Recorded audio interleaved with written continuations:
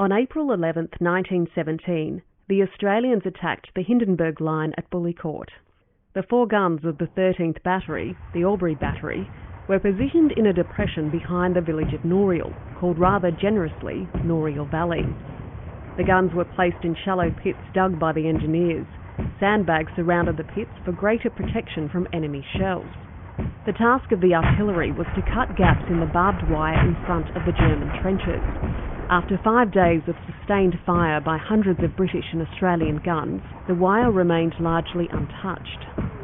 Nevertheless, with huge effort, the Australian infantry got through the barbed wire and captured the German front line.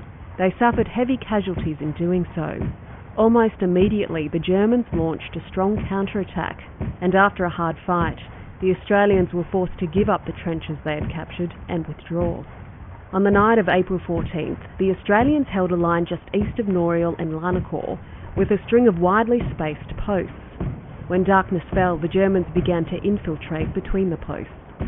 Before dawn on April 15th, the Germans launched a strong attack towards Larnacore. They broke through the weak Australian defences. Isolated groups of Australians fought till they ran out of ammunition and were forced to surrender.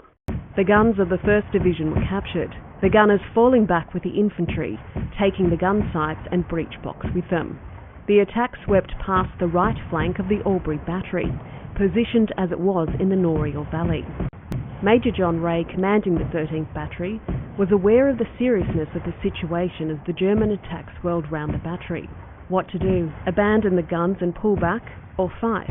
Major Ray decided to fight. With remarkable promptitude, he ordered the guns dragged out of their pits, reversed them and opened fire on the enemy, inflicting heavy casualties. Military Cross Citation, Major John Ray, Albury Battery. Australian infantry resting at Racore immediately moved up to halt the German advance. When our infantry counterattacked, Major Ray followed the enemy with very destructive fire, increasing his range as our infantry advanced, thus keeping a protective barrage in front of them and assisting the counterattack to be pressed home and inflicting casualties on the enemy. Military Cross Citation, Major John Ray, Albury Battery. Back in the 13th Battery wagon lines near Bracourt, Sergeant Major Percy Pearsall knew the boys on the guns, now fighting for their lives, would soon be out of ammunition. He ordered 2 teams harnessed to pull ammunition limbers.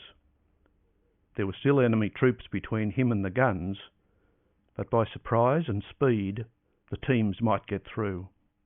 The steady advance of the relieving Australian infantry was disrupted by thundering hooves and screeching iron tyres. Up the road from Bracourt came the 2 teams at full gallop, with the drivers bent over their horses, urging them on. Momentarily the infantry were caught up in the drama. They cheered the wild-eyed horses. They cheered the roaring drivers. They cheered every shell and the bouncing limbers that would save Australian lives. With plenty of ammunition to hand, the gunners continued to fire as the Australian infantry advanced and the Germans fell back. The 17th and 20th Battalions did splendid work. Also the machine gunners, who got direct fire on the enemy in the open. The situation for us seemed a bit uncertain for a while, but once the Germans found they were being surrounded, they surrendered in hundreds. Gunner Frank Mongan, Albury Battery. British aircraft joined the battle, swooping low and firing on the withdrawing enemy. 4 aeroplanes flew over low during the stunt, carrying back messages to infantry, also turning their machine guns on Fritz. Gunner Frank Mongan, Albury Battery. Later, when our infantry regained their captured guns and frontline positions, Major Ray kept 1 gun out of its pit for emergencies.